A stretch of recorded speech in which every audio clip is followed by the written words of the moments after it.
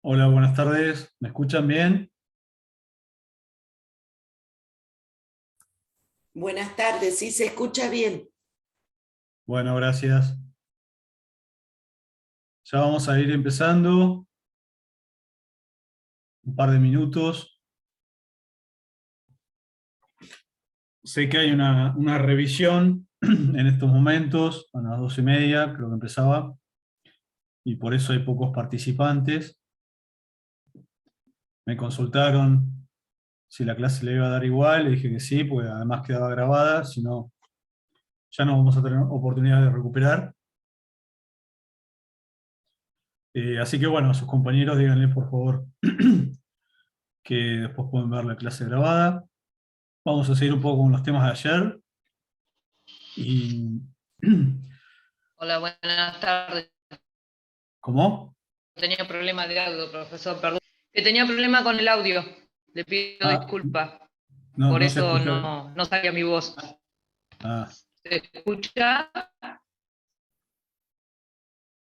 bueno, a mí se me escucha bien. Sí, yo lo escucho bien. El resto, Sí, se escucha bien. sí. Bueno, eh, lo que les decía es que en este momento hay una revisión, por eso hay pocos participantes, pero teniendo en cuenta que la clase está siendo grabada, después sus compañeros van a poder acceder a la misma. La idea es seguir después del parcial, incluso cuando, perdón, cuando está en el medio un recuperatorio, pero lamentablemente el cuatrimestre termina siendo entre feriados y otras cuestiones, termina siendo un trimestre y no podemos darnos el lujo de parar 2 semanas después del parcial esperando el recuperatorio. Por eso las clases, ahora con este sistema, una a favor, el Zoom permite que la clase quede grabada y que cada uno después la pueda ver y escuchar cuando tenga el tiempo, ¿no es cierto? Bueno, vamos sin más rodeos, vamos a empezar la clase de hoy. Como les decía, vamos a terminar algunos puntos que nos quedaron pendientes del día de ayer, en la determinación judicial de la pena. Voy a hacer en 2 minutos un breve repaso para ponernos en tema. Ayer estuvimos viendo las clases de pena y analizamos a nivel dogmático la clase de pena, cómo se dividen, si divisibles, indivisibles, corporales, privativas de la libertad, etcétera, etcétera. Y después hicimos un resumen de cómo está previsto en nuestro Código Penal y leyes complementarias las clases de pena con algunos ejemplos. Diferenciamos la reclusión de la prisión, dijimos que la reclusión está virtualmente derogada, dimos las razones de eso.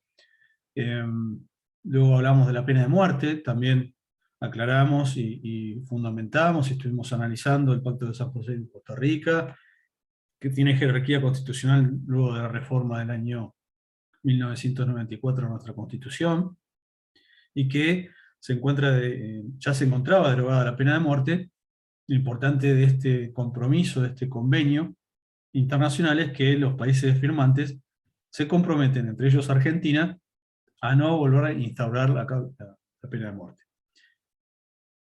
En su momento dio un debate importante, ya hoy ha caído en abstracto, justamente por esto, porque está derogada en nuestra legislación y por este compromiso constitucional no puede volver a instaurarse. Luego estuvimos analizando también dogmáticamente la importancia de determinar judicialmente la pena, el momento en que se determina judicialmente la pena, quién es el juez o tribunal, en qué momento decíamos, bueno, es la oportunidad de dictar sentencia, al momento de fallar, el juez o el tribunal, en caso de que la condena sea, perdón, que la sentencia sea condenatoria, que exista responsabilidad penal por parte del encausado, del imputado. Bueno, los jueces deben, en el marco de un sistema flexible de penas, que está previsto en nuestro diseño digamos, penal punitivo prevé escalas penales, decíamos que tiene un mínimo y un máximo, un piso o un techo, y que el juez debe entonces determinar en ese momento qué monto de pena corresponde aplicar a la persona que fue hallada responsable penalmente. Decíamos que no podía ser motivo de un capricho, ni de arbitrariedad, ni de puro decisionismo, en un sistema republicano, un sistema democrático, derecho, y así ha sido recogido por nuestra normativa, Código Penal, artículos 40 y 41, el juez debe basarse en pautas objetivas y subjetivas que lo van a llevar a tener en cuenta elementos, digamos, agravantes o atenuantes de esa pena que tiene que elegir, de ese monto de pena que tienen que elegir. Analizamos que, más allá de lo que dice el artículo 40 y 41, los artículos 40 y 41, que son enumeraciones ejemplificativas, no taxativas, no es una enumeración taxativa, las pautas valorativas que dan ahí. Lo que sí decíamos que es importante que los jueces deben fundamentar qué monto de pena eligen y en base a qué se llega a ese monto. Y tiene que tomar esas pautas y otras semejantes, objetivas y subjetivas semejantes. Lo que no puede hacer el juez, so pena de que se declare nula la sentencia o parte de la sentencia por falta de fundamentación. Decíamos que justamente en un sistema republicano y todos los códigos procesales penales exigen que las resoluciones, las decisiones jurisdiccionales sean fundamentadas. Cuando no están motivadas, cuando no están fundamentadas, las decisiones jurisdiccionales son nulas.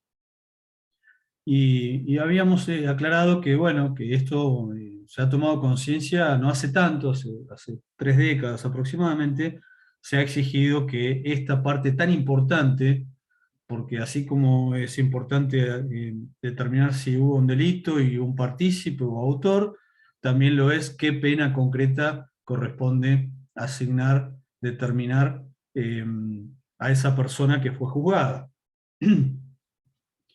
Y decíamos que, bueno, que también a partir de la década del 90 los tribunales superiores fueron revisando estas cuestiones y declarando muchas nulidades, y a partir de allí se fue tomando conciencia que era realmente muy importante fundamentar cómo se llega al monto de la pena que determina el juez. Luego decíamos que se empezó a reformar todo lo que tenía que ver con la ejecución de la pena, y se crearon cargos de jueces de ejecución, que son jueces que de acuerdo a la ley 24660, que es la ley de ejecución marco nacional o federal, cada provincia sabemos que tiene su ley de ejecución, pero esa ley marco nacional es la que establece un piso de derechos y garantías que las provincias no pueden desconocer. Las provincias, cuando sancionan sus leyes de ejecución penal, no pueden desconocer ese piso, sí pueden aumentar estos derechos y garantías, pero no estar por debajo de ese marco normativo.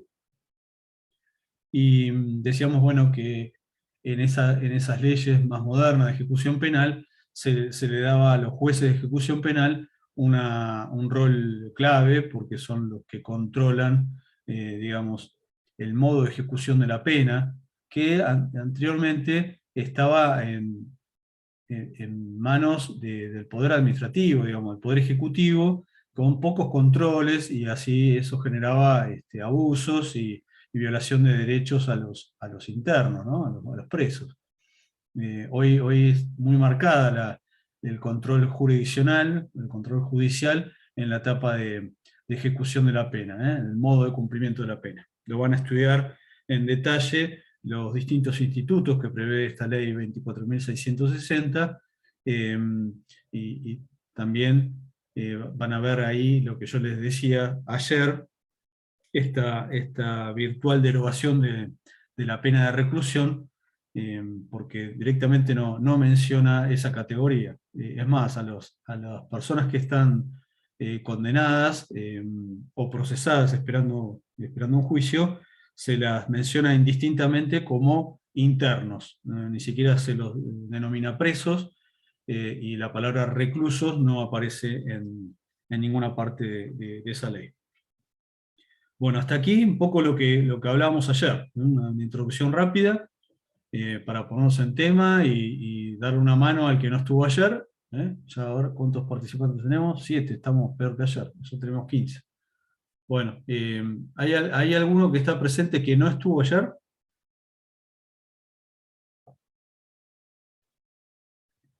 ¿Me escuchan? Sí, profe, yo estuve. Sí, profe. Yo ¿Todos estuve también. estuvieron? Sí, yo me tuve que retirar un ratito antes. Sí, Bien, sí, yo bueno, estuve. pero estuvieron todos. Sí, Sí. Bueno, esto espero que les haya refrescado algunas ideas que estuvimos charlando ayer. Y a partir de aquí vamos a retomar con el análisis de los artículos que habían quedado pendientes, de los artículos 40, principalmente el artículo 41 del Código Penal. Espero que tengan a mano el Código Penal, así me pueden ir siguiendo.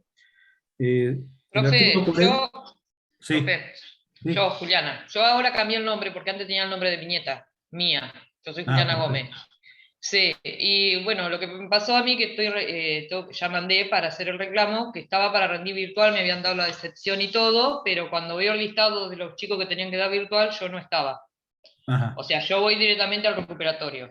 Ah, Así que espero que me lo puedan solucionar y estar para rendir el recuperatorio, ¿sí? Porque no bien. pude rendir en el Bueno, parcial. eso por favor, hacer reclamo en División Alumnos para que Sí, te sí, ya lo hice, regularicen. sí. ¿Ya lo hiciste? Bueno, perfecto. Sí, sí, ya lo hice. Tengo que esperar a ver qué. Me parece que no va a haber problema. Yo también explicaba que por ahí, como estaba con el nombre de mi nieta, Sí. por ahí capaz que por la asistencia y eso no me reconocían por el No, nombre. no, no, No no pasa creo que nada, pase, eso. no creo que pase Vale. por ahí.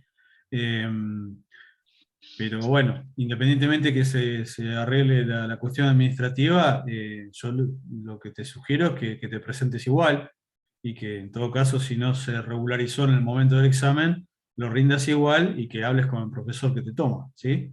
Y después, Vale. bueno, pero no te pierdas. Es más, me parece que era lo que correspondía que hicieras ahora, si era tu deseo presentarte Sí, sí, directamente sí. al Sí, parcial. llevo una ensalada bastante regular, digamos, ¿no? Pero bueno, nada, me voy a presentar igual, ¿Está a bien? pesar de eso, pero no, me voy a presentar igual.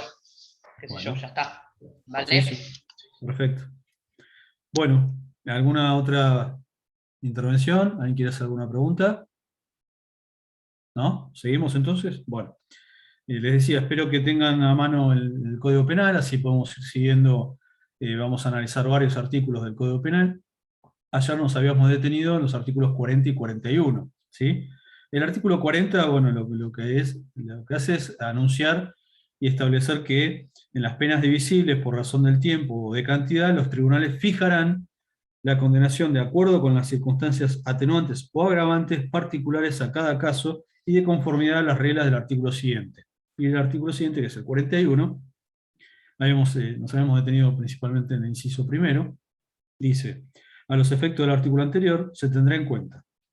El inciso primero dice: la naturaleza de la acción y de los medios empleados para ejecutarla y la extensión del daño y del peligro causados. Decíamos que este primer inciso hace mención al injusto penal, no a la culpabilidad, sino al injusto penal. Recordemos que en el análisis de la teoría del delito, el delito se divide, los elementos del delito se dividen en dos grandes grupos. Tenemos el injusto o ilícito, que es una acción típica y antijurídica, y la última categoría, que es la culpabilidad, que hace el injusto hacia el hecho en sí, ¿sí? Hacia al comportamiento de la persona. Y la culpabilidad, si bien se relaciona con ese injusto, ¿sí? Es la culpabilidad en relación a ese injusto, pero hace mención a otras categorías que son más subjetivas y personales, ¿sí? En el injusto hay elementos subjetivos y objetivos, también en la culpabilidad, pero la diferencia es que el injusto hace relación directa con el hecho en sí, y en cambio la culpabilidad hace relación de la persona, de la calidad de la persona y de algunas cuestiones que ayer mencionábamos, cuáles fueron la motivación que tuvo al momento de cometer el hecho, si se pudo motivar o no la norma, si tuvo un ámbito de determinación suficiente para motivarse la norma, si comprendió la criminalidad del acto, y eso hace a la imputabilidad, si tuvo conocimiento de la antijuricidad de ese acto, pero en todo en relación al hecho, ¿sí? Por eso decíamos que también era muy importante la categoría de la culpabilidad, porque es el puente entre el injusto y la pena que le corresponde a la persona cuando es declarada responsable penalmente, cuando se considera que cometió un delito. Entonces, este primer inciso hace mención las pautas o criterios de valoración para determinar judicialmente la pena están dirigidas al injusto, y fíjense que la última parte dice, y la extensión del daño y del peligro causado. Ahí se está haciendo relación, se está haciendo, digamos, mención, o la referencia, es al bien jurídico tutelado, ¿sí? La extensión del daño causado y del peligro eventualmente causado está refiriéndose al bien jurídico. Por ejemplo, en el delito de lesiones, el delito de lesiones, que tiene como bien jurídico la integridad física de las personas, se va a tener en cuenta la extensión del daño y del daño causado, el daño en la salud, la integridad física, la cantidad de lesión, de daño, va a jugar, como es graduable, va a jugar en contra, digamos, va a jugar como agravante de la pena o como atenuante de la pena. A mayor grado de lesión a esa integridad física, mayor va a ser la pena que corresponde determinar para esa persona, para el imputado, y en la contracara, viceversa, cuanto menor sea esa lesión a la integridad física, menor va a ser la pena que le corresponda. Y el peligro causado está relacionado sobre todo para los casos de tentativa o para los delitos de peligro, ¿sí? Después van a estudiar la tentativa, que van a ver que tiene la misma estructura que los delitos de peligro, es decir, no se da el resultado, por ejemplo, en un homicidio en grado de tentativa, la persona dirige su voluntad hacia un resultado que quiere, ¿sí? Que conoce que quiere, conoce que tiene frente a un ser humano, y quiere matarlo, y entonces dispara un arma de fuego contra esa persona, y en vez de matarla, la finalidad era matarla, en vez de matarla la lesiona, supongamos. Se tienen que dar varios requisitos, tiene que haber dolo de homicidio, etc., pero en principio ese es un comportamiento que podría encuadrarse en una tentativa de homicidio. Bueno, esta tentativa de homicidio, fíjense que no llega a consumarse el resultado, porque si lo hubiese matado, estaríamos en presencia de un homicidio directamente. También la ley penal establece en los casos de tentativa, con una baja de la pena, después lo van a estudiar, los artículos 42 /44, van a ver que la tentativa de los delitos tiene una rebaja en la pena, pero también es punible, ¿sí? Cuando hay tentativa es punible. Y bueno, este peligro causado, cuando queda en grado de tentativa, es lo que se va a tener en cuenta, porque el bien jurídico protegido corrió peligro. Cuanto más peligro haya corrido, más grave debería ser la pena a imponer. Cuanto menos peligro corre el bien jurídico, todo lo que tenga que ver con graduación, con que se pueda dividir en cantidades, va a jugar como agravante o como atenuante, depende del caso, ¿sí? Esa es la lógica que opera en estas pautas valorativas para determinar la pena. Y ayer poníamos como ejemplo, bueno, la naturaleza de la acción y los medios empleados para ejecutarla. Ustedes van a estudiar, sobre todo en Penal 2, cuando lleguen a Penal 2, la parte especial del Código Penal, el libro segundo, que establece los delitos en particular. Inaugura desde el artículo 79, con los delitos contra la vida, el homicidio doloso, hasta final del código, tiene 300 y pico de artículos el Código Penal, y leyes complementarias muchísimas, ¿sí? Es decir, que el código, ustedes lo saben, la ley penal no solamente está prevista en el código originario con sus reformas de 1921, 1922, sino que también se han sancionado un sinnúmero de leyes complementarias del Código Penal que establecen delitos de la misma manera que que fue establecido originariamente el homicidio, por ejemplo. Ejemplo, en la ley de estupefacientes, 23.737, tiene una sanción, antes había una más vieja, ¿no? La 20.000 y pico, pero tiene una sanción posterior al Código Penal de 1921, bastante posterior, y sin embargo ahí se establece delitos como la tenencia con fines de comercialización, el comercio estupefaciente, la tenencia para consumo, etcétera, etcétera, el tráfico, el suministro de drogas, bueno, una serie de tipos penales que no forman parte directa del Código Penal sancionado en 1921-1922, pero que fueron leyes complementarias, posteriores, y que integran el Código Penal. Bueno, les decía que en esta parte especial, ustedes van a ver que hay figuras básicas, esto un poco lo mencionábamos ayer, figuras básicas y figuras atenuadas. Por ejemplo, decíamos ayer, en las figuras de homicidio, robo, hurto, son todas figuras básicas, pero que tienen sus figuras agravantes, agravadas. Por ejemplo, en el homicidio, en el artículo 80, hay varios incisos que agravan el homicidio. Por ejemplo, tenemos homicidio agravado por el vínculo, cuando se mata a ciertos parientes, homicidio agravado por veneno o otro procedimiento insidioso, homicidio cometido por alevosía, homicidio con el concurso de 2 o más personas, por precio o remuneración, homicidio, femicidio, que es cuando hay violencia de género y provoca la muerte de una mujer a partir de esa violencia, homicidios por odio, raciales, bueno, después lo van a estudiar, pero la figura básica se agrava por los medios empleados, por ciertas circunstancias, por la naturaleza de la acción o por los medios empleados. Después hay otro homicidio agravado que es homicidio criminis causa, se dice, para facilitar otro delito, o porque se frustró los fines de la comisión de un delito, entonces se mata. Bueno, todas estas homicidios agravados también se repite, por ejemplo, en la figura de robo básico. Una figura de robo básico, pero también hay robos agravados. El robo con uso de armas, el robo en poblado y en banda, el robo en despoblado y en banda, el robo con arma blanca, el robo que causa lesiones graves o gravísimas, y como resultado, el homicidio en ocasión de robo.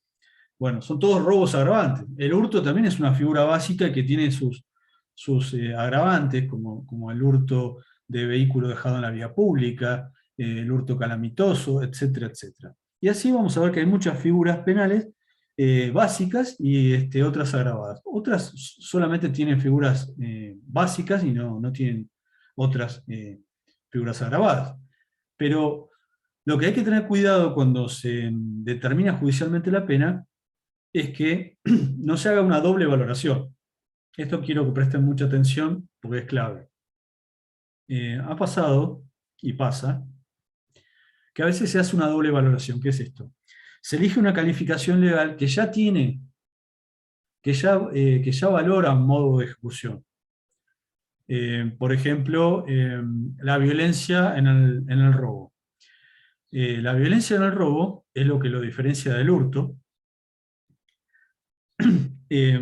La violencia en el robo es ya un requisito típico para que haya robo, ¿sí? Para que haya robo tiene que haber fuerza en las cosas o violencia en las personas.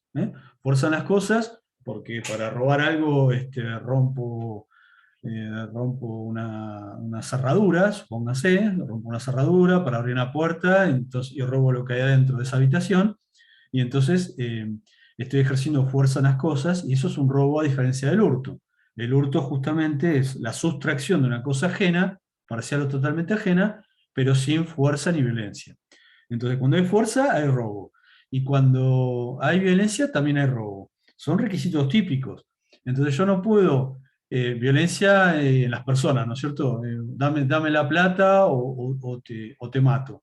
Dame la plata o te lesiono, o dame la plata o te va a pasar tal cosa, ¿no? A partir de una amenaza. Bueno, eso es violencia en relación a las personas y también constituye un robo.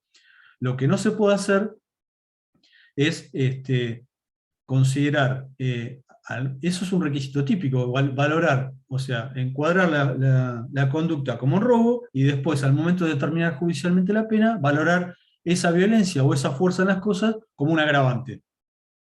Porque eso que yo pienso que es un agravante, en realidad es un requisito típico para que exista esa figura penal, para que exista ese tipo penal. No sé si me entendieron esta cuestión. Esto es muy común que se confunda. ¿Vamos de vuelta? ¿O todos lo entendieron? No se puede hacer una doble valoración. Es decir, si ya lo que yo quiero valorar como un agravante es una exigencia típica, es decir, es un requisito típico de la figura penal que estoy aplicando, por ejemplo, el robo, yo, como juez, digo, bueno, esto que cometió tal persona es un robo. ¿Sí? Artículo 164 del Código Penal. Bien. Los requisitos típicos del robo es que la persona sustraiga una cosa parcial o totalmente ajena, con fuerza en las cosas o violencia en las personas. Yo lo que no puedo es valorar, elegir la figura de robo, ¿sí? Haciendo un juicio de tipicidad, digo, esto es robo, y no puedo a la vez valorarle como agravante ese elemento del robo. Es decir, esa violencia o esa fuerza en las cosas. Porque ya es un requisito típico. No puedo calificar el hecho como homicidio agravado por el vínculo, ¿sí? Homicidio agravado por el vínculo, que tiene una pena perpetua, artículo 80, inciso primero del Código Penal. No puedo hacer esa calificación y a la vez, al momento de determinar judicialmente la pena, valorar que mató al padre o que mató al hijo. Porque ya es un requisito típico de la figura. ¿Ahora me entendieron? Que no se pueden hacer las dos cosas. Si califico de una manera y ya ese elemento es un elemento típico, no puedo el elemento típico valorarlo como un agravante. Bien. Otra de las cuestiones, la participación que haya tomado en el hecho la persona, que esto también tiene que ver con el injusto y que está en el inciso segundo. La participación que haya tenido en el hecho, que haya tomado en el hecho, va también a jugar como agravante o como atenuante. Ustedes van a estudiar ahora en la segunda parte la participación en sentido amplio, en sentido lato, que incluye la autoría, van a ver autoría, coautoría, y después la participación primaria y secundaria. Independientemente de estas categorías que tienen, de acuerdo a qué categoría se pueda subsumir la conducta del imputado, digamos, si es autor, coautor o partícipe, la única diferencia que establece nuestra legislación, nuestro Código Penal, es para el partícipe secundario, que le va a caber una pena menor en relación al autor y al partícipe primario. Es decir, con esto les quiero decir que el partícipe primario, aquel que realiza un aporte al autor, después lo van a estudiar bien, pero doy un pantallazo para que entiendan, ¿no? El partícipe primario, a diferencia del partícipe secundario, realiza un aporte para el hecho del autor, es un aporte al hecho del autor, al hecho ajeno que es del autor, realiza un aporte sin el cual el hecho, que es un hecho delictivo, no podría haberse cometido. Por ejemplo, aquella persona que espera en un auto con el motor en marcha, que los ladrones que ingresan a un banco a robar salgan para permitirles la fuga rápida del lugar, para que puedan fugarse rápidamente del lugar. Eso en principio podría ser considerado como una participación necesaria, porque sin ese aporte las personas podrían haber sido descubiertas, pues supongamos el banco está a una cuadra de la comisaría, en el pleno centro, entonces era muy importante el aporte de ese chofer que los saca del lugar rápidamente para que la policía no los aprenda. Ese podría ser un partícipe primario, es un ejemplo. Y partícipe secundario podría ser una persona que realiza un aporte que de todas formas sin ese aporte el hecho se hubiese cometido igual. ¿Sí? Es un aporte relativo, es un aporte, por ejemplo, bueno, después de que termine el robo, yo te presto un galpón para que guardes el vehículo y escondas el botín, la plata, lo que robaste. Una promesa anterior al hecho es un aporte secundario. No se confundan con el encubrimiento, que es un aporte posterior al hecho. Pero si hay una promesa anterior al hecho, puede ser un aporte secundario. Un aporte primario puede ser el de una persona que, en el mismo ejemplo del robo al banco, que tenga acceso a los planos del banco y se los dé a los autores para que les facilite el ingreso, sepan cuáles son las puertas de entrada y salida, las alarmas que hay en el banco, etcétera, que puede ser un aporte primario porque es muy importante para cometer el hecho, pero esa persona después no ejecuta el hecho, con lo cual no va a ser autor. Bueno, son todas disquisiciones que después van a estudiar en profundidad cuando estudien autoría y participación.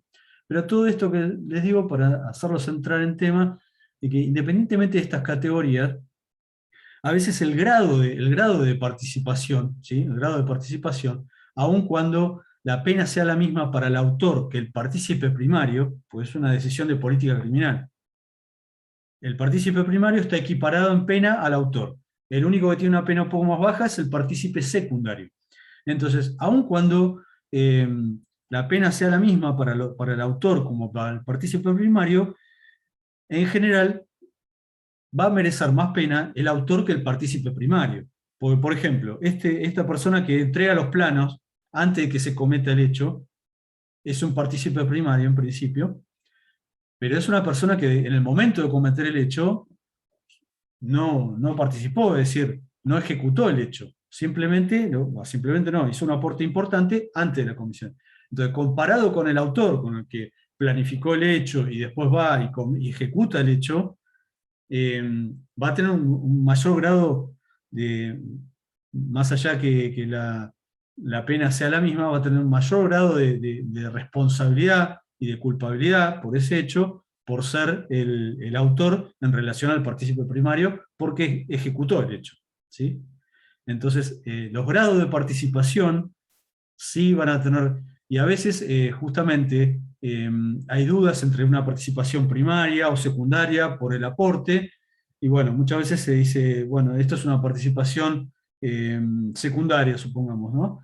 Bueno, y vemos que ese aporte fue ínfimo, fue muy poco importante, entonces seguramente después el juez cuando tenga que determinar judicialmente el monto de la pena, va a estar cerca del mínimo de la pena para ese partícipe secundario que no tuvo un aporte muy... Esto es un poco, juega como el principio de lesividad, ¿no? El bien jurídico, bueno, a ver, ¿cuánto se lesionó? A veces dicen, bueno, está bien, ¿es penalmente relevante la lesión al bien jurídico? Sí, pero ahí, está en el límite, entonces no va a merecer la mitad o el máximo de la pena. Seguramente el juez va a elegir el mínimo penal. Y lo tiene que fundamentar de este modo. El bien jurídico tutelado ha sido lesionado mínimamente. Si bien alcanza para darle tipicidad al hecho, porque sabemos que cuando es insignificante la lesión al bien jurídico, la conducta va a ser atípica. ¿Sí?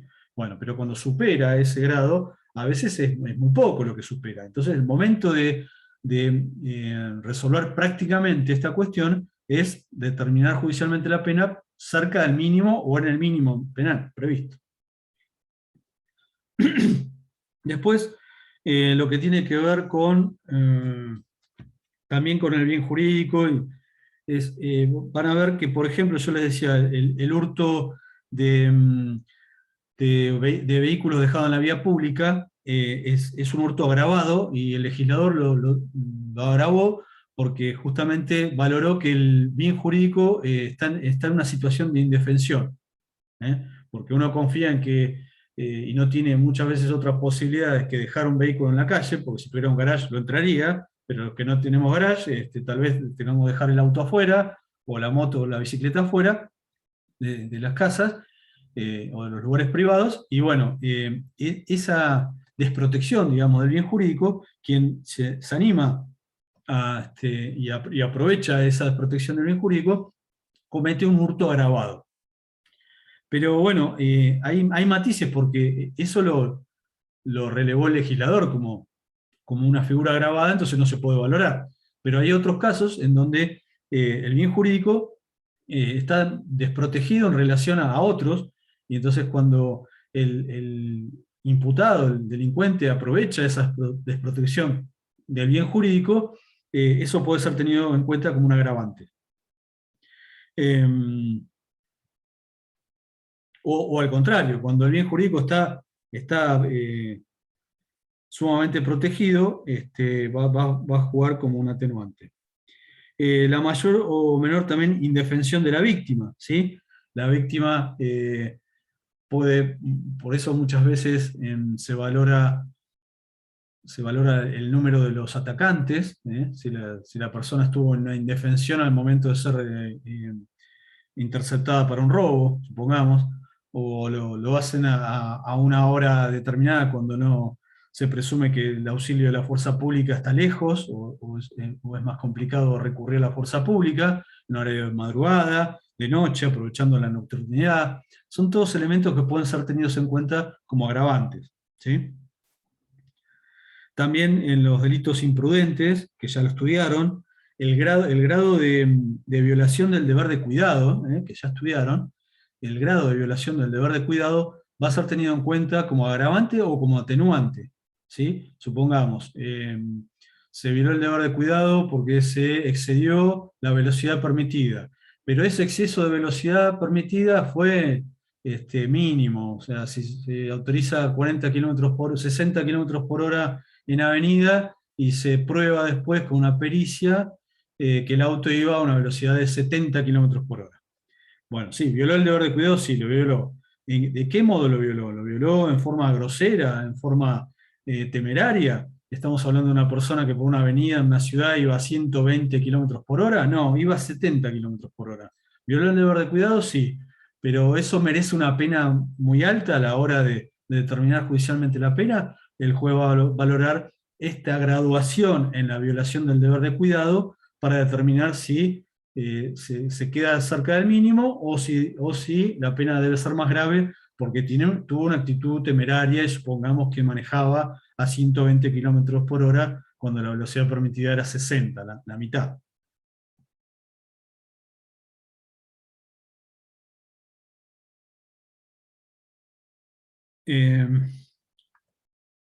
En cuanto a la extensión del daño causado y del peligro causado, hay que aclarar una cuestión.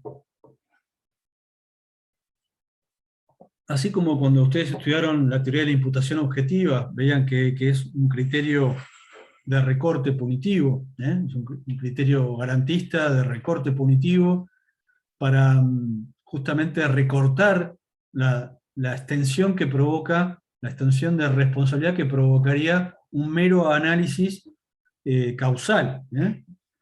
Si uno se queda, ya esto lo estudiaron y estamos repasando, si uno se queda con el nexo o la relación de causalidad, lo estudiamos con la teoría de la equivalencia de las condiciones, con la fórmula de la teoría de la supresión mental hipotética, decíamos, bueno, causa del resultado, en definitiva, es un regreso ad infinitum, decíamos, esa es la crítica que se le ha hecho, porque sería responsable del asesinato el carpintero que hizo la cama donde los padres del asesino concibieron al asesino. Es decir, si uno, en ese ejemplo burdo, grotesco, para ejemplificar que las relaciones causales, desde el punto de vista naturalístico, van y vienen hacia atrás y tienen un infinito hacia atrás. Entonces, justamente la teoría de la imputación objetiva tuvo como mérito tratar de recortar esa amplitud de responsabilidad penal y establecer criterios de imputación cuando por distintos motivos, y decíamos, bueno, a ver, cuál fue digamos, el control sobre el curso causal que tuvo la persona, el control sobre el curso causal que tuvo, si le era previsible el resultado, si la víctima tuvo una participación en el hecho que provocó directamente el hecho, si el riesgo eh, eh, se disminuyó o se aumentó, si realmente el alcance de la norma protegía esa imputación, bueno, todos criterios que ya estudiaron.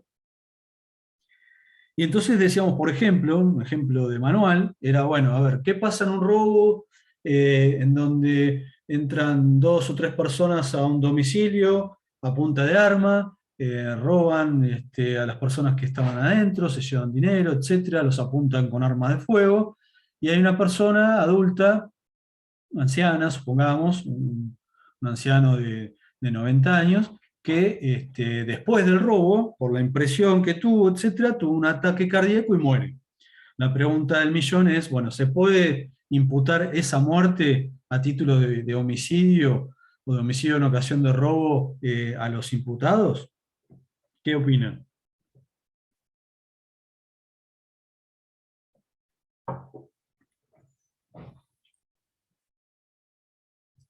¿Alguien tiene una opinión sobre esto? Teniendo en cuenta los criterios de imputación objetiva, ¿no? Claramente la relación causal está probada, porque bueno, si no hubiesen ido a robar, el anciano no se asustaba, no se infartaba y no se moría. Entonces, desde el punto de vista de la teoría de la conditio sine qua non, que es la teoría causal más, digamos, más naturalística en un primer análisis, en un plano, digamos, sistemático y fáctico, bueno, sí, se le podría imputar. Ahora, cuando aplicamos criterio de imputación objetiva, la persona tuvo previsibilidad sobre un caso, sobre ese caso, eh, tuvo el control del curso causal para provocar eso, ¿sí o no? Y llegamos a la conclusión que no.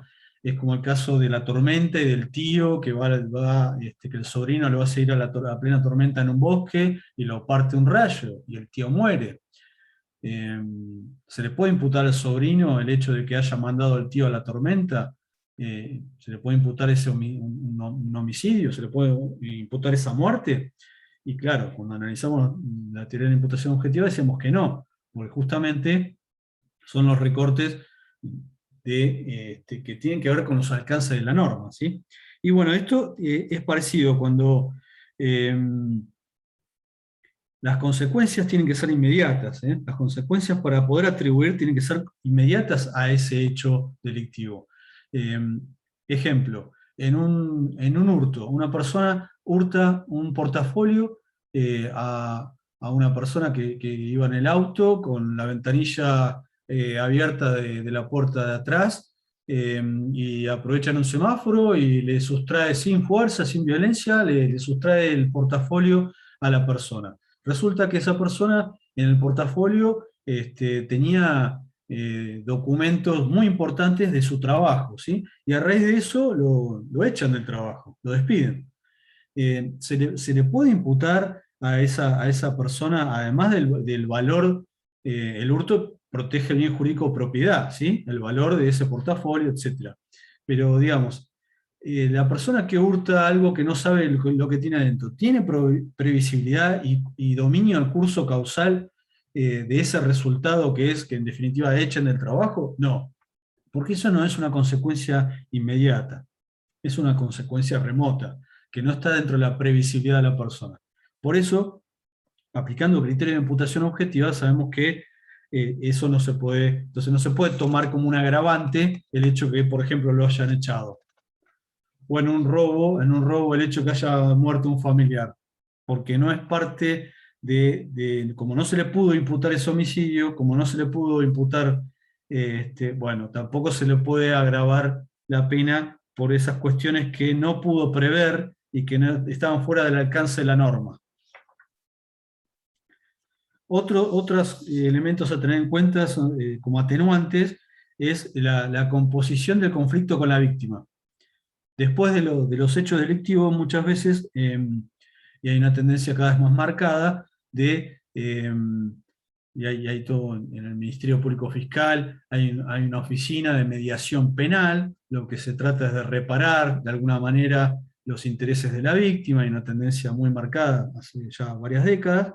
Entonces, ¿qué ¿Qué ocurre en los casos en que después del hecho, y cuando ya la causa llega a juicio y se hace el juicio, el momento de determinar judicialmente la pena, el juez tiene por probado que entre la víctima y el victimario han llegado a algún tipo de acuerdo económico, supongamos, ¿sí? En un robo, la persona que robó el celular, le pagó el celular que le había robado, o se lo devuelve al celular.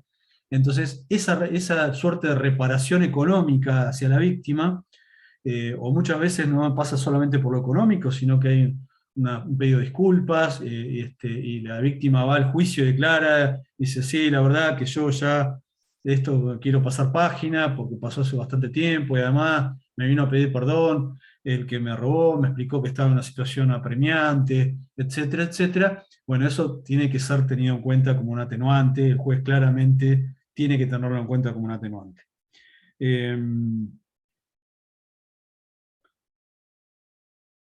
Otra cuestión es el rol de la víctima también, ¿no? El rol de la víctima, si tuvo un rol activo o no, sin llegar a una causal de atipicidad, utilizando el criterio de imputación objetivo, que es la autopuesta en peligro de la víctima, cuando prácticamente el hecho se produce por la acción de la víctima. Sabemos que en ese caso extremo la conducta no es típica, ¿sí? Porque se aplica un criterio de recorte normativo, de criterio de imputación objetiva, y dice, bueno, cuando la víctima realmente se autopone en peligro, como puede ser, por ejemplo, que yo voy a una velocidad que supera excede el límite, entonces objetivamente estaría violando un deber de cuidado, ¿sí? Estaría violando un deber de cuidado, pero resulta que la víctima se me interpone sin que yo tenga posibilidad de frenar, y la lesiono o la mato.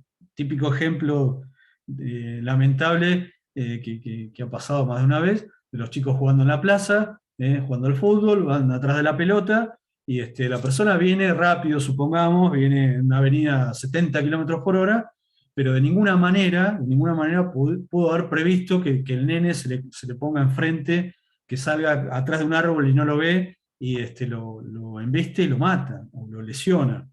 Bueno, esa autopuesta en peligro de la víctima tan marcada juega como una tipicidad. Pero cuando la autopuesta en peligro no es tan marcada, y se violó el deber de cuidado, bueno, ¿cómo va a jugar eso? ¿Es neutro? No, no es neutro, juega. Juega a favor del imputado porque va a tener un menor grado de violación del deber de cuidado por la propia actividad de la víctima. Entonces ahí la actividad de la víctima juega como un atenuante para el imputado. ¿Sí?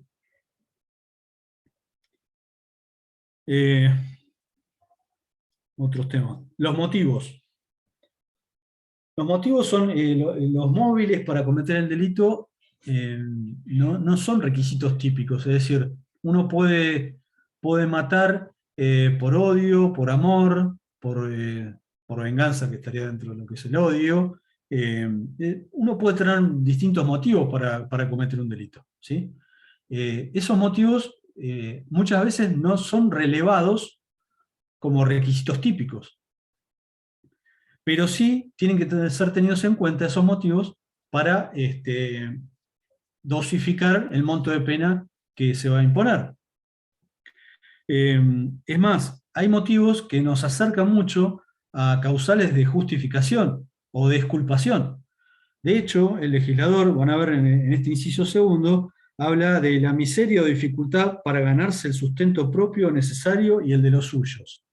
Esa fórmula es una fórmula garantista, es una fórmula que lo que tiene en mira es, bueno, miren, señores jueces, el legislador le dice, aun cuando no estemos en el terreno de un permiso legal, aun cuando no estemos en un estado de justificación o un estado de exculpación, como podría ser una persona que roba o hurta porque tiene a toda la familia muerta de hambre y él está muerto de hambre, y se prueba esa cuestión, ¿eh? No es que estamos diciendo, bueno, no, tengo poco en la heladera, entonces voy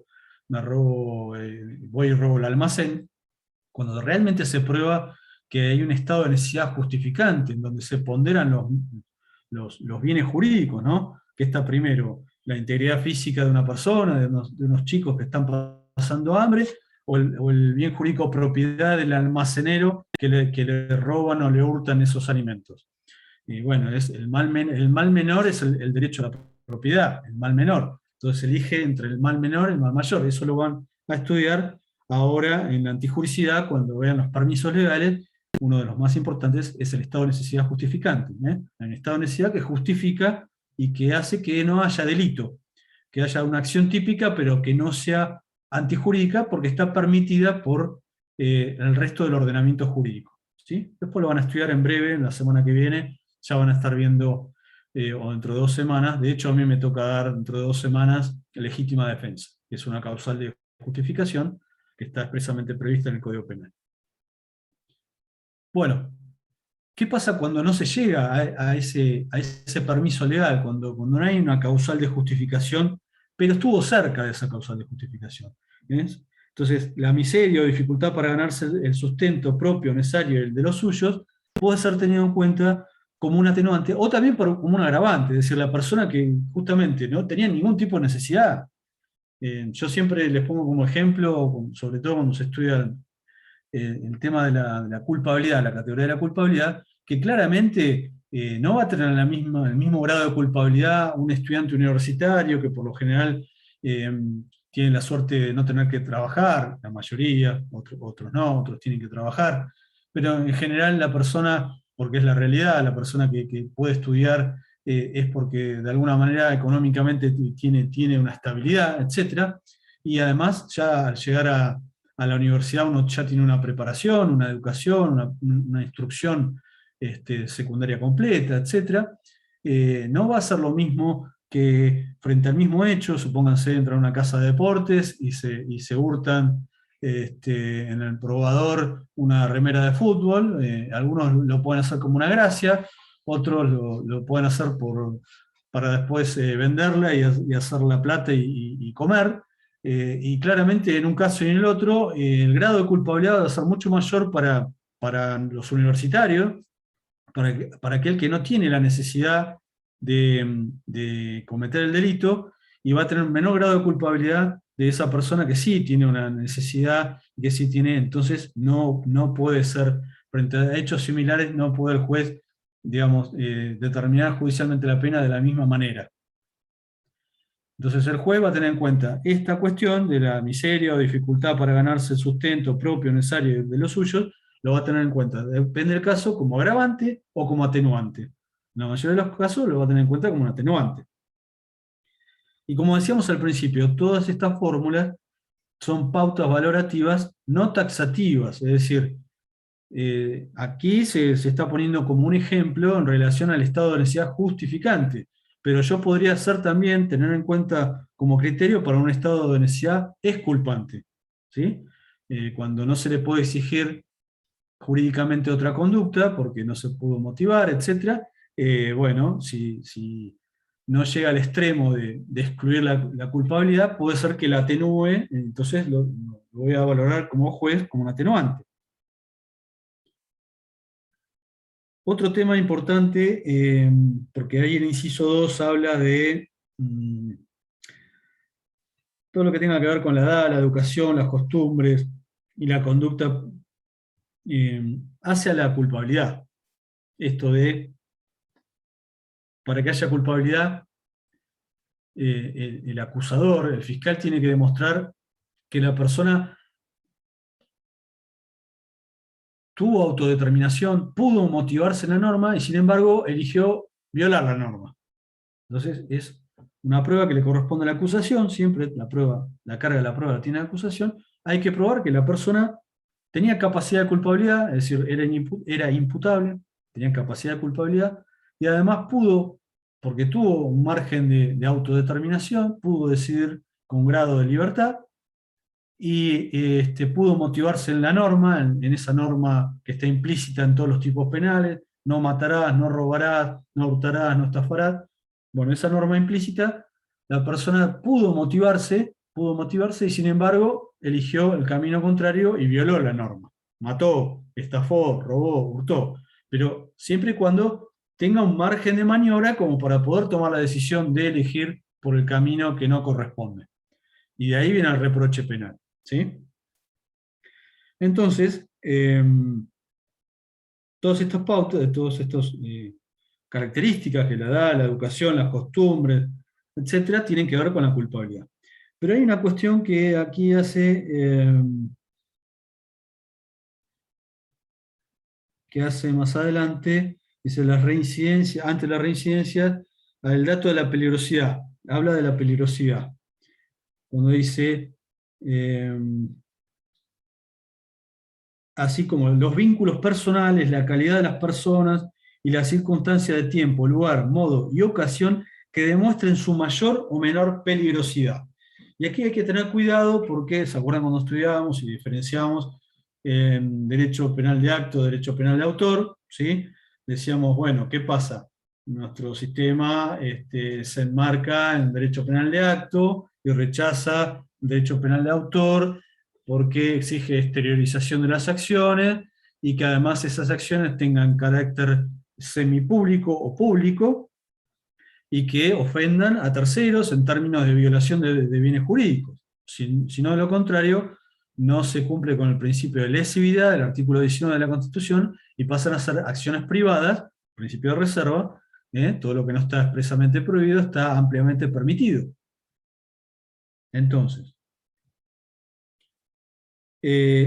cuidado con este concepto de peligrosidad, porque la doctrina, alguna doctrina, ha tomado por ese camino justamente de derecho penal de autor. Entonces, bueno, si esta peligrosidad en términos de la escuela, digamos, del positivismo criminológico, ¿no? Que ya estudiamos, de Ferri, Lombroso y compañía, donde decían, bueno, a ver, esta persona, ¿tiene características de delincuente? Sí. ¿Es un delincuente nato? Sí. Bueno, no esperemos que cometa un delito. Si ya sabemos que es un delincuente, no esperemos que cometa un delito. Vamos a imponer una medida de seguridad para que no cometa un delito. Vamos a defender a la sociedad. Y esto algunos autores lo han interpretado, mal interpretado, porque además digamos, el Código Penal siempre tiene que estar por debajo, es una norma infraconstitucional, siempre tiene que estar por debajo de la Constitución y de las convenciones internacionales, que tienen jerarquía constitucional. Entonces, siempre cuando se interpreta una ley, y el Código Penal es una ley, siempre hay que hacerlo en clave constitucional. Es decir, no puedo, y eso tiene que ver con una interpretación sistemática y también teleológica. Yo no puedo hacer una interpretación aislada, no me encierro en una quintita y digo, no me interesa lo que dice la Constitución, no me interesa lo que dicen los pactos, no. Cuando estoy interpretando una ley, tengo que interpretarla y hacerla compatible con esas normas de carácter superior. Entonces, si a nosotros nos rige un derecho penal de acto, si rige el principio de inocencia, si rige el principio de legalidad, si rige el principio de culpabilidad, si rige el principio de dignidad de la persona, si rige el principio de penas que no sean infamantes, que no sean escandalosas, que no violen el principio de dignidad de la persona, etc., todo eso lo tengo que tener en cuenta a la hora de interpretar. Entonces, esta peligrosidad en realidad se está refiriendo a la capacidad criminal para haber cometido el hecho, pero no miran hacia el futuro. Es decir, no podría el juez aumentar la pena diciendo, bueno, esta persona cometió este hecho, la considero peligrosa para los hechos que vienen. Es decir, el juez podría decir, bueno, esta persona mató a otra. Bueno, para que no vuelva a matar, la encierro todo el tiempo que puedo. Entonces le pongo la pena de máxima, 25 años en el homicidio doloso, porque como mató, no quiero que vuelva a matar. Entonces lo encierro todo el tiempo que puedo. Pues es peligroso. Es peligroso para el futuro. Una persona peligrosa, porque cometió el delito y me demostró que es peligrosa, entonces me proyecto en el futuro y le elevo la pena lo más que puedo, porque no quiero que reincida, no quiero... Eso no está permitido. Porque viola el derecho penal de autor, de acto, perdón, y se enmarca en un derecho penal de autor, porque viola el principio de inocencia, porque está haciendo futurología y no sabemos la persona qué es lo que va a hacer en el futuro, y este término de peligrosidad hay que determinarlo en relación solamente al hecho. Por ejemplo, estaría bien valorar valorar que la persona cometió un delito de tentativa de homicidio, supongamos. Abrió fuego contra varias personas y lesionó a una y se le imputó tentativa de homicidio. Bueno, el juez podría valorar la peligrosidad demostrada en ese hecho que demostró peligrosidad para bienes jurídicos de terceras personas, porque esta persona disparó hacia un grupo de personas y por una cuestión de azar solamente lesionó a una sola. Podría haber matado a alguien, podría haber herido a otras personas. Esa peligrosidad sí está permitida valorarla, porque tiene relación con el hecho concreto, no con lo que eventualmente puedo hacer en el futuro, sino que con el hecho concreto que se está juzgando. Espero que hayan entendido la idea. ¿Sí? Bueno, después otro tema. ¿Preguntas hasta acá?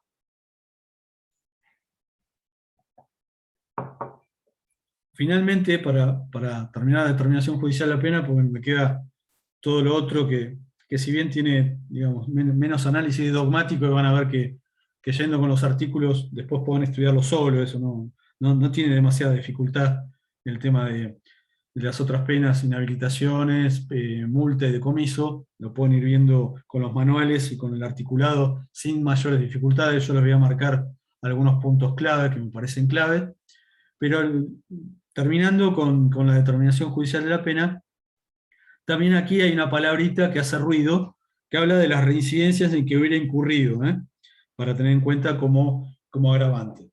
Acá el tema de la reincidencia lo van a estudiar en otra bolilla.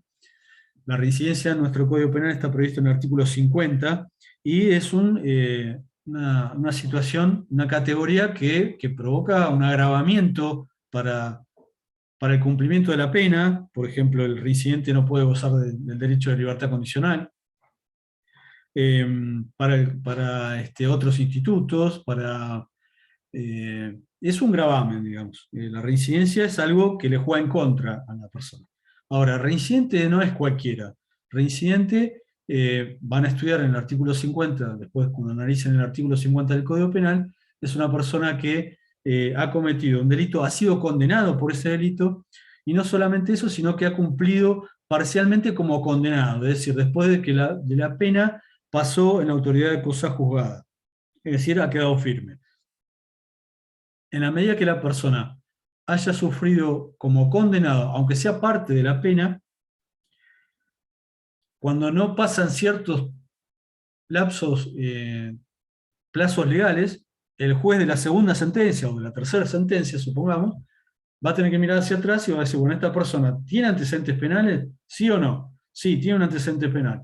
Bueno, ¿esa pena ha quedado firme? ¿Sí o no? Sí, ha quedado firme. ¿Esa pena ha sido de efectivo cumplimiento? ¿La persona ha ido a prisión? Sí. ¿Cuánto tiempo? ¿Parte de la pena? Sí. Bueno, ahí voy entonces acotando hasta que llega a la conclusión el juez que tiene que declararlo reincidente.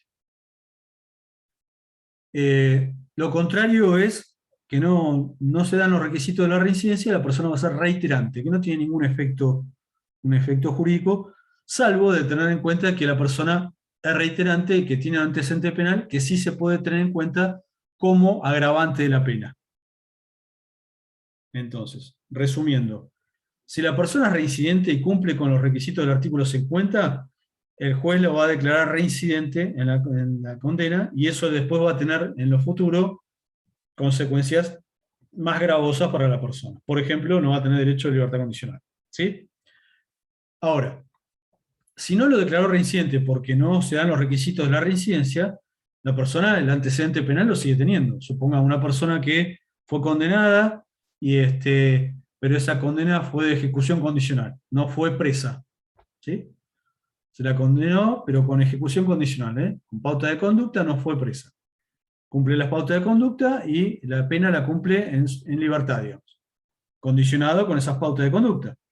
Después van a estudiar condena de ejecución condicional, que no es lo mismo que libertad condicional. La libertad condicional es la última etapa de la condena. La persona está presa y queda libre anticipadamente. La condena de ejecución condicional no va nunca preso, porque es primario, porque la primera condena que tiene son hasta pena de 3 años de prisión. Bueno, después lo van a estudiar. Pero supongamos un caso de la persona sí tiene un antecedente, sí, pero de condena de ejecución condicional. Bueno, pero no deja de ser un antecedente. Pregunta, ¿se puede tener en cuenta como agravante? Sí. Lo que no se puede hacer es el juez declararlo reincidente y además tenerlo en cuenta esos antecedentes penales como agravante. O se lo declara reincidente o el antecedente penal se lo considera como agravante. Pero las dos cosas no, pues está haciendo una doble valoración. Después van a estudiar, también cuando estudian reincidencia, que hay muchos jueces, y entre ellos ministros de la Corte, que ya retirados, que han considerado y consideran que la reincidencia es inconstitucional. ¿Por qué sería inconstitucional? Porque viola el principio de culpabilidad, porque se están valorando hechos anteriores y no se está valorando la culpabilidad por el hecho que se está juzgando, porque se está violando una doble persecución penal o una doble punición penal, porque se está violando el principio de igualdad ante la ley. Hay varios principios constitucionales que sostienen esto, muchos autores, muchos dogmáticos y también muchos jueces. Los que les puedo dar como dato es que la Corte, en el caso Arévalo, se van a acordar por el apellido del profesor, en el caso Arévalo, la Corte en el 2014, si no me equivoco, por mayoría resolvió que la reincidencia es constitucional, ¿sí? Hubo varios votos en minoría, entre ellos el de Zaffaroni, que postulaban la inconstitucionalidad de la reincidencia. Por mayoría se rechazó el planteo de inconstitucionalidad. Entonces, el último criterio de la Corte sería que la reincidencia es constitucional, ¿sí? Pero sepan que, y después lo van a estudiar bien, que está, digamos, es un instituto que está muy cuestionado, ¿sí? Bueno, pasemos ahora, si no tienen alguna pregunta, ya vamos al tema de las penas de inhabilitación, multa y decomiso. Rápidamente quiero marcarles algunas pautas. ¿Alguna pregunta? No, profe. Bueno, los que ya les revisaron, la nota, porque la revisión ya terminó, no se engancharon ni siquiera tarde, ¿eh? Bueno, quiero pensar que como es asincrónica esta exposición, después tranquilo, como está grabada, lo van a escuchar todo. Bueno, después lo que yo digo, ¿no? En un sistema que se cursa, un sistema promocional que se cursa, es importante la cursada, porque después se sorprenden con algunas preguntas del parcial. Un minuto, a ver, y no me quiero extender demasiado. ¿Lo sorprendieron? ¿De alguna manera alguno se sorprendió con las preguntas del parcial?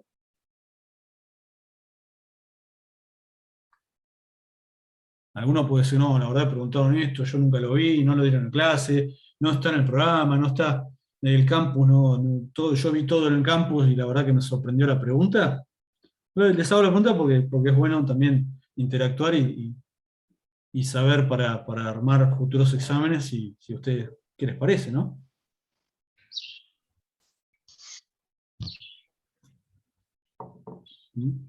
Bueno, yo no creo que Yo las al preguntas... recuperatorio, capaz que la mayoría va al recuperatorio. Claro. Yo lo que les puedo decir es que siempre se preguntan más o menos las mismas cosas. El problema es que estudian poco y después causar sorpresa, pero de ninguna manera y además son preguntas que son bastante gruesas. Entonces, no es que se está preguntando algo muy finito, que yo esto justo lo vi poco, lo estudié poco y me sorprende y no puedo contestar absolutamente nada. Yo lo que sí noté sorpresa, y esto no me quiero hacer ni el padre de usted, ni mucho menos, yo soy un docente que trata de ayudarlos a estudiar y nada más, pero me sorprendió que en los primeros 15 minutos del examen me entregaron 10 exámenes con contestar, algunos ninguna pregunta, y otros una pregunta, otros 2 preguntas. Hubo 10 exámenes que yo los corregí en el momento, y los desaprobé a todos, porque de 5 preguntas, repito, varios no contestaron, otros contestaron solamente una o 2 preguntas.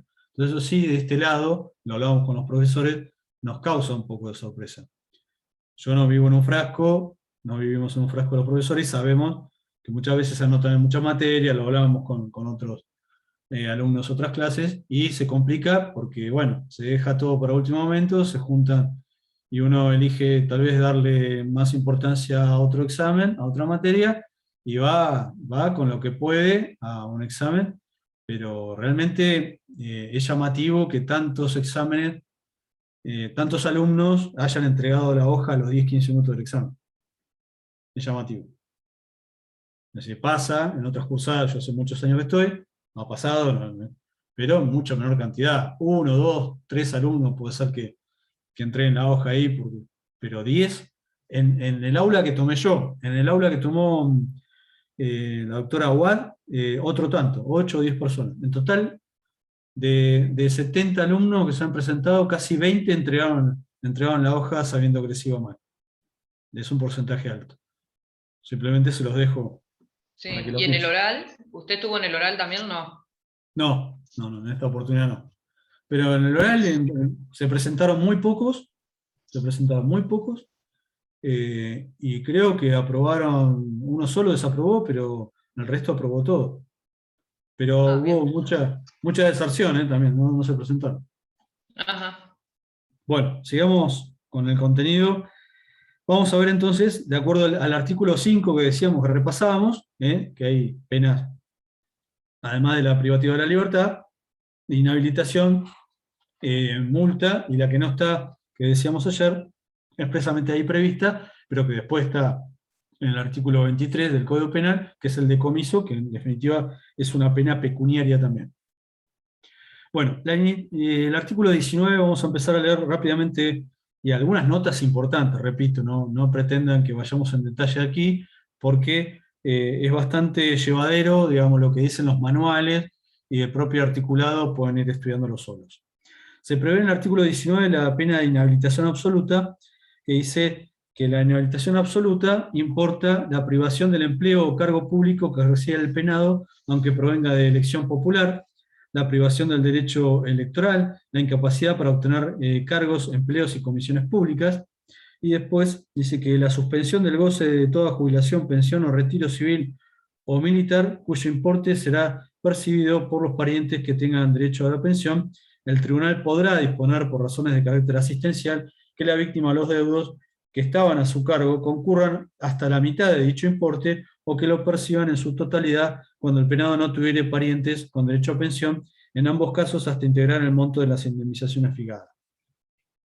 Bueno, la inhabilitación absoluta está pensada para, ¿cuál es el fundamento de esta punición? Bueno, se desvalora el injusto en función de, o sea, se tipifica estas conductas, esta pena, en función de las inobservancias de un deber que tiene todo funcionario público por el cargo que está desempeñando. Es decir, una persona que ejerce una función pública tiene un deber de probidad que cuando comete algún acto de corrupción o inmoral, grave, etcétera, etcétera, bueno, se lo sanciona con esta pena de inhabilitación, y es absoluta, y después vamos a ver que hay una menor que es inhabilitación especial, por la gravedad del caso, y lo que esta pena, ¿qué implica? Bueno, implica la privación del empleo o cargo público que ejercía, es decir, hay una sanción hacia el pasado, que ejercía el penado, aunque provenga de elección popular, aun cuando sea un cargo con elección popular, también se lo puede inhabilitar de forma absoluta.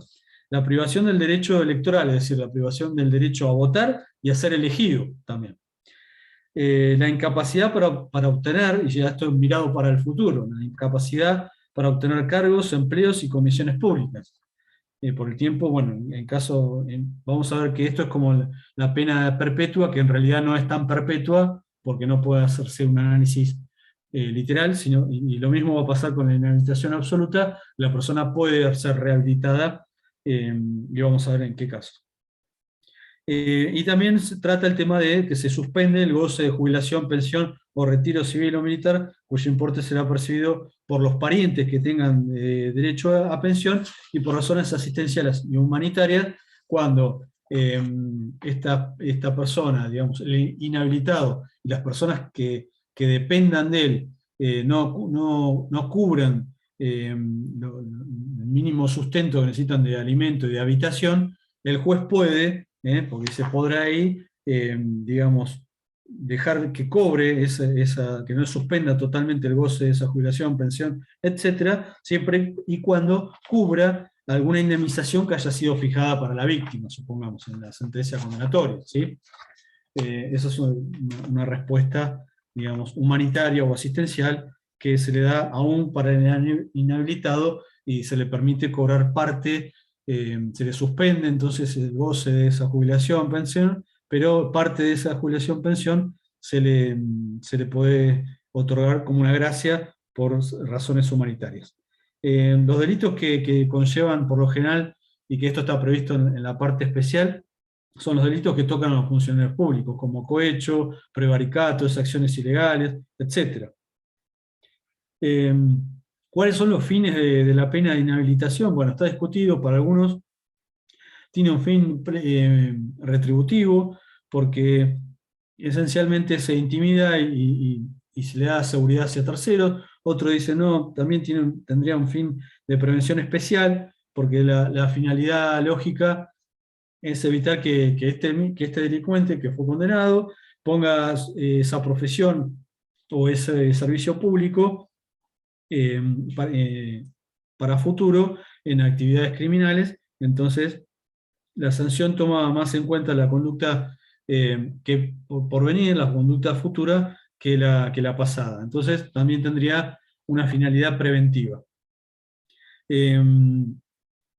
Hay un dato que es importante que lo tengan en cuenta, que esto de la inhabilitación absoluta, por más que el nombre diga absoluta, se privan de ciertos derechos. Es decir, hay que hacer una aclaración, porque antiguamente en Atenas, en la Roma antigua, en el derecho germánico, existía lo que se llamaba la muerte civil, existía lo que se llamaba la degradación cívica de los atenienses, también la privación de la tutela para los germanos, y la muerte civil de los franceses y los españoles, que Vélez Sarsfield, en la nota al artículo 103 del Código Civil originario, se encargaba de desterrar de nuestra legislación. Decía que no existía la muerte civil, es decir, la supresión de todo derecho de los ciudadanos, era un extremo que no estaba legislando en la República Argentina. Entonces, cuando hablamos de inhabilitación absoluta, es cierto que hay una privación de ciertos derechos, pero de ninguna manera se pueden interpretar como que existe una supresión total de derechos, ¿sí? Vamos rápido. Se prohíbe, o sea, no está prevista la forma condicional, es decir, vieron que yo le decía que el juez puede, al momento de dictar sentencia, si la pena permite una pena de hasta 3 años de prisión y la persona no tiene antecedentes penales, puede hacer cumplir condicionalmente esa pena, es decir, que la persona no vaya a prisión, sino que con ciertas reglas de conducta, fijar domicilio, someterse a un control del patronato de liberados, hacer un tratamiento psicológico, prohibirle el consumo de bebidas alcohólicas, ir a determinados lugares, no ver a la víctima durante el tiempo de la condena, etc. Le permite que la cumpla con esas condiciones, pero que no vaya al penal. Bueno, aquí no se permite, digamos, una condena de inhabilitación absoluta con condiciones. Y esto es criticado por alguna parte de la doctrina, porque dice, bueno, si la pena privativa de la libertad, que es más grave, permite este tipo de condiciones, de condicionalidades, ¿por qué una pena menos grave que la inhabilitación, aunque sea absoluta, no permite establecerla con condiciones? De todas formas, otra parte de la doctrina dice, bueno, como esta pena absoluta en realidad no es tan absoluta, porque se permite rehabilitar a la persona, pasado un tiempo, etc., bueno, entonces, ¿para qué vamos a andar haciendo que sea condicional? Otro tema, cuando estudien la suspensión de juicio a prueba, van a ver que en principio no corresponde la suspensión de juicio a prueba para los casos de pena de inhabilitación. Hubo una gran discusión y un derrotero jurisprudencial a partir de un plenario que se llama COSUTA del año 1999, la suspensión del juicio previa de la prueba data se incorpora como instituto al Código Penal en el año 1996, si no me equivoco, 1994-1996. En 1999 surge un primer plenario de la Cámara de la Capital Federal, en donde se establecía una serie de criterios y se decía, bueno, se interpretaba el artículo 76 bis del Código Penal como que para los que se le imponía una pena de inhabilitación no correspondía la suspensión del juicio a prueba. Este plenario fue muy duro y después fue, digamos, superado por criterios incluso de la Corte, de nuestra Corte, en el fallo Acosta, ya en el año 2008, que dijo lo contrario, dijo, no, la pena cuando esa, aunque sea alternativa o conjunta de una interpretación sistemática, también le corresponde la suspensión del juicio a prueba a aquel que fue condenado a pena de inhabilitación. Y después hubo una modificación. Actualmente la Suprema Corte de Justicia de la provincia tiene un criterio en un fallo, se llama Altuve, Carlos Arturo, recurso extraordinario, que tiene unos pocos años, en donde se volvió un poco al plenario Cosuta, donde se dijo, bueno, las penas de inhabilitación no pueden ser suspendidas a juicio a prueba. ¿Sí? Eso tenganlo en cuenta, después lo van a estudiar con mayor profundidad cuando estudien la suspensión del juicio a prueba. En la pena de inhabilitación ahí hay una gran discusión. Bueno, el resto lo pueden ir estudiando ustedes, algunos detalles, y qué se entiende por cargo público, etcétera, por distintos giros en ese artículo del Código Penal. Algunos critican esto de la suspensión del goce de haberes y de jubilaciones y de pensiones, porque dicen, bueno, como la Constitución Nacional prohíbe la confiscación del patrimonio de una persona, esto de alguna manera, suspender con la pena de inhabilitación absoluta, suspender ese goce pecuniario, sería confiscatorio, y además, como la persona llega a ese derecho después de haber hecho aporte durante la actividad laboral, tenía un derecho adquirido, entonces, bueno, sería inconstitucional porque sería confiscatorio del patrimonio. Y la mayoría de la doctrina dice, no es inconstitucional, no hay confiscación, porque el concepto mismo de confiscación, que está previsto en la Constitución Nacional, hace mención a la totalidad del patrimonio de una persona. Lo que está prohibido es confiscar un patrimonio total de la persona. Pero sí se puede, por ejemplo, vamos a ver también que se puede decomisar los instrumentos utilizados para cometer el delito, o los frutos de ese delito, el botín del robo, eso se puede decomisar y tampoco es confiscatorio, porque se está, digamos, se está tomando en cuenta una parte del patrimonio, es parcial. La intromisión hacia lo patrimonial es parcial, no total. Entonces no se estaría hablando de un caso de confiscatoriedad, sino que es un derecho que es relativo, como todos los derechos, nos está afectando en forma absoluta y es constitucional. Luego tenemos, como les adelantaba, el artículo 20, que habla de inhabilitación especial, ¿sí? La inhabilitación especial producirá, dice el artículo 20, la privación, o hacia el pasado, del empleo, cargo, profesión o derecho sobre que recayere, y la incapacidad para obtener otro del mismo género durante la condena. La inhabilitación especial para derechos políticos producirá la incapacidad de ejercer durante la condena aquello sobre que recayere. La principal diferencia con la inhabilitación absoluta es que la especial se diferencia en que solo afecta a derechos que guardan relación con el delito reprochado. No guarda relación más amplia como en la inhabilitación absoluta. Esa es la principal diferencia. Tiene dos modalidades, como pudimos ver. Una tiene que ver con la pérdida del empleo, o sea, algo que mira hacia el pasado, con la pérdida del empleo, el cargo, la profesión o el derecho que estaba ejerciendo, y por otro la imposibilidad, y esto mira hacia el futuro, de obtener otros cargos del mismo género mientras dure la condena, mientras dure esa inhabilitación especial.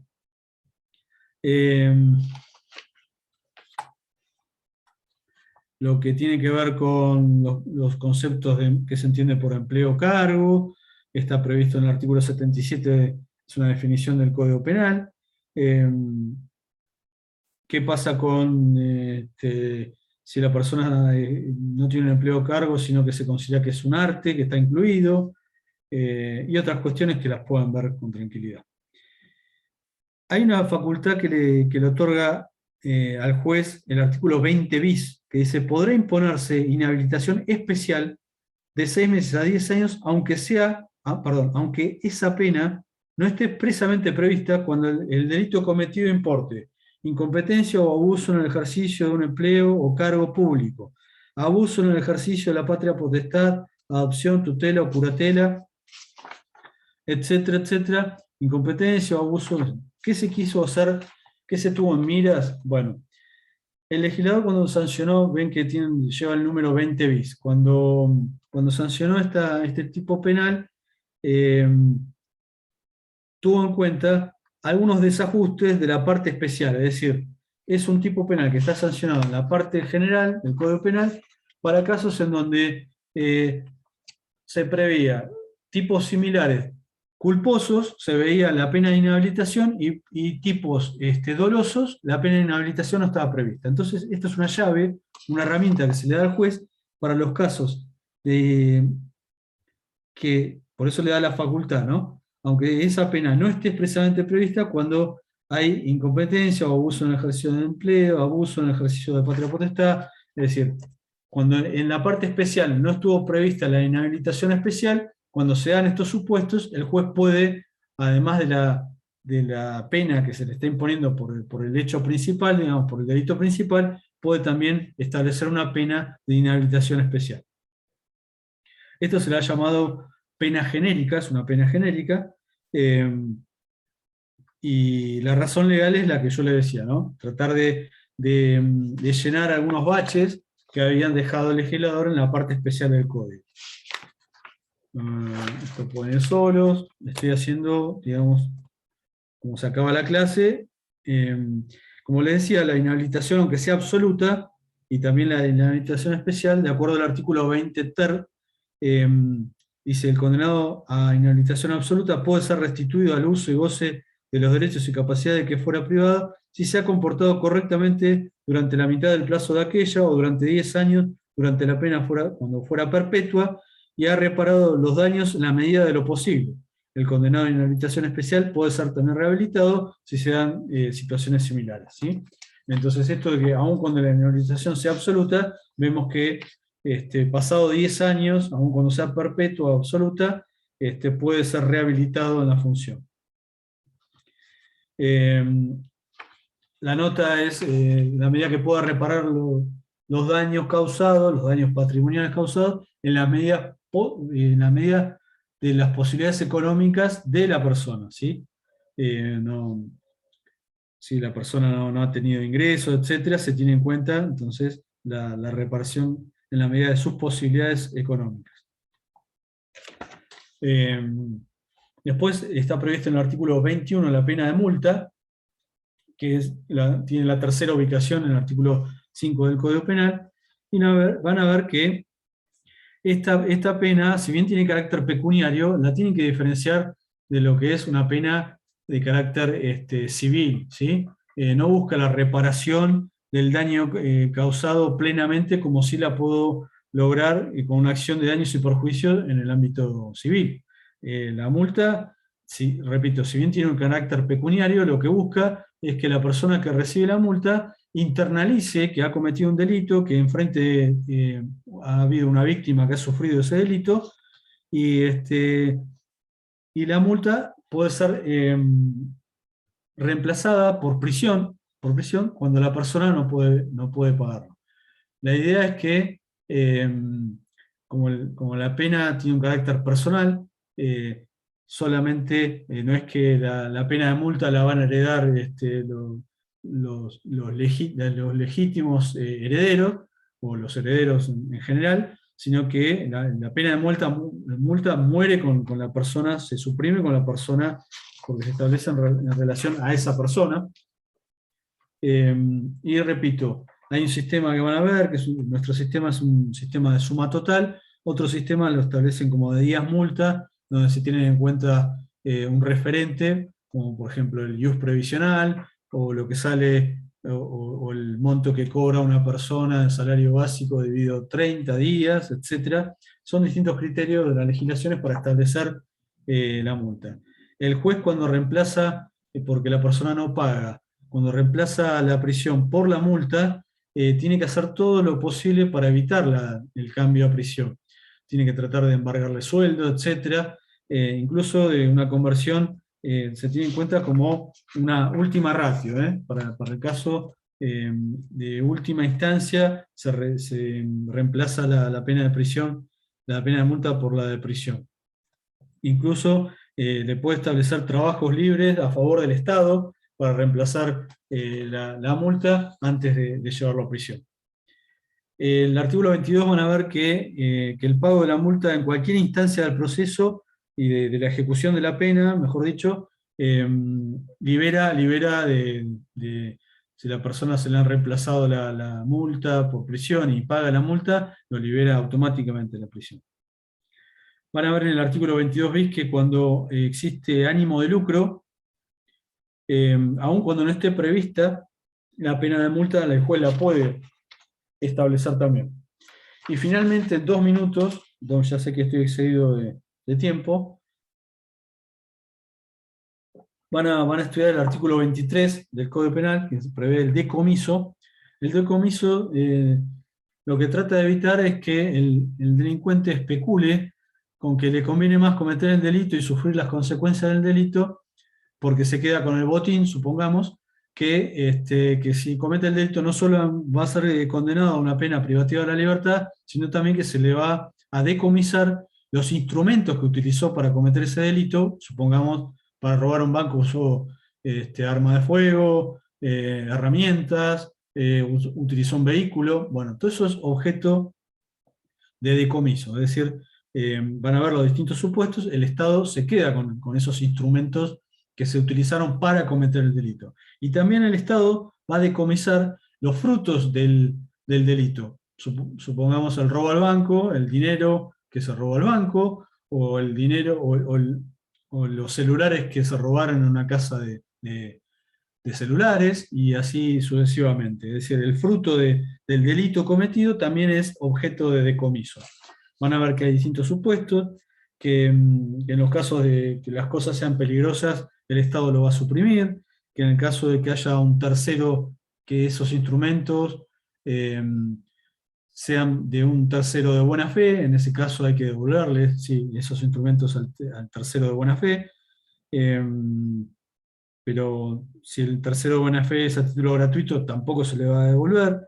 Si tienen valor cultural, el Estado se lo puede quedar porque tiene ese valor cultural. Hay casos en donde ese emolumento se destina para programas de asistencias a las víctimas, cuando hay delitos particulares. Y después van a ver una particularidad, que es una última reforma, que prevé para los casos de los delitos transnacionales, que tienen que ver con lavado de activos, con narcotráfico, etc., en donde rompe el esquema, porque lo que tiene denominador común el decomiso es que requiere sí o sí como presupuesto que exista una condena, es decir, hay una pena principal, ¿sí? Una pena privativa de la libertad, y es accesoria a esa condena, el decomiso. Eso es en el común de los casos. Pero esta reforma vino a romper ese esquema y se establece que el juez puede, desde el inicio de las actuaciones, pero además de establecer medidas cautelares, dice, en caso de los delitos previstos en el artículo 213 ter y quater del título tal del libro segundo del Código Penal, que son todos estos delitos que yo les anunciaba, de lavado de activos, etc., serán decomisados de modo definitivo, sin necesidad de condena penal, cuando se hubiere podido comprobar la ilicitud de su origen o del hecho material al que estuvieran vinculados, y el imputado no pudiera ser enjuiciado por motivo de fallecimiento, fuga, prescripción o cualquier otro motivo de suspensión o extinción de la acción penal, o cuando el imputado hubiere reconocido la procedencia o uso ilícito de los bienes. Entonces, en este caso rompe el esquema y no se requiere una pena con carácter definitivo, sino que el juez, aun cuando no haya pena, puede decomisar cuando se dan estos supuestos.